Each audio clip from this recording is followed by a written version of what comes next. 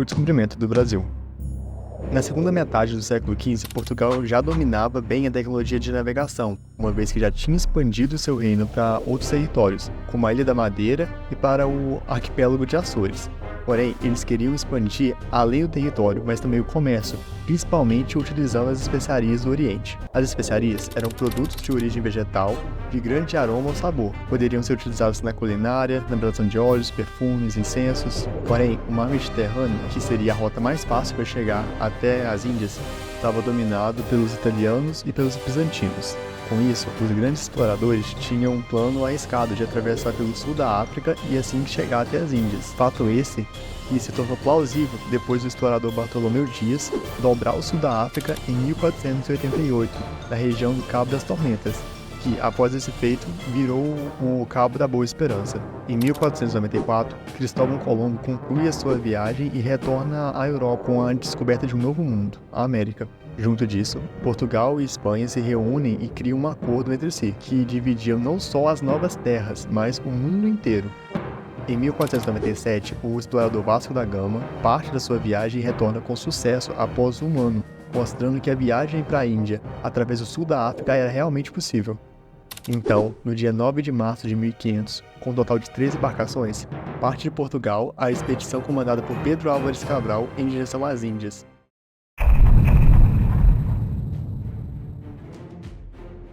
Nas outras expedições, os portugueses sempre navegavam pela costa africana, porém, tudo indica que nessa expedição havia um roteiro diferente. Além de chegar às Índias, eles deveriam verificar a existência de terras mais ao sul da América. Então, no dia 21 de abril de 1500, as embarcações encontraram os primeiros sinais de terra. Sabendo disso, na tarde do dia seguinte, os portugueses avistaram pela primeira vez o nosso Brasil, por meio do Monte Pascoal, na região de Porto Seguro, na Bahia, e colocaram o nome daquela terra de Terra de Vera Cruz. No dia seguinte, ocorreu o primeiro contato entre os europeus e os nativos americanos. Os portugueses se assustaram. Segundo o relato de Caminha, eram pardos, estavam nus, sem coisa alguma que lhe cobrisse as suas vergonhas. Traziam nas mãos arcos e flechas. Numa ação comandada por Nicolau Coelho, homens portugueses foram enviados para a praia para estabelecer relações com os indígenas, que a princípio foram pacíficos. Então, os portugueses ofereceram comida aos nativos, como por exemplo peixe e vinho. Porém, eles não gostaram da comida. Nos próximos dias, os portugueses começaram a explorar a região e notaram uma grande quantidade de pau-brasil. A madeira do pau-brasil apresentava uma coloração vermelha, que era utilizada na produção de tinta para tecidos. Além disso, a madeira era considerada de boa qualidade e era utilizada na construção das caravelas. No dia 26 de abril, um domingo da oitava da Páscoa, celebraram a primeira missa em solo brasileiro, realizada pelo Frei Henrique de Coimbra. Nos próximos dias, os comandantes da expedição decidiram enviar de volta uma embarcação para Portugal, com a notícia do achamento da nova terra, no qual Pero Vaz de Caminha ficou responsável por relatar tudo o que aconteceu na viagem. Então, no dia 2 de maio, a expedição de Cabral partiu do Brasil em direção à Índia.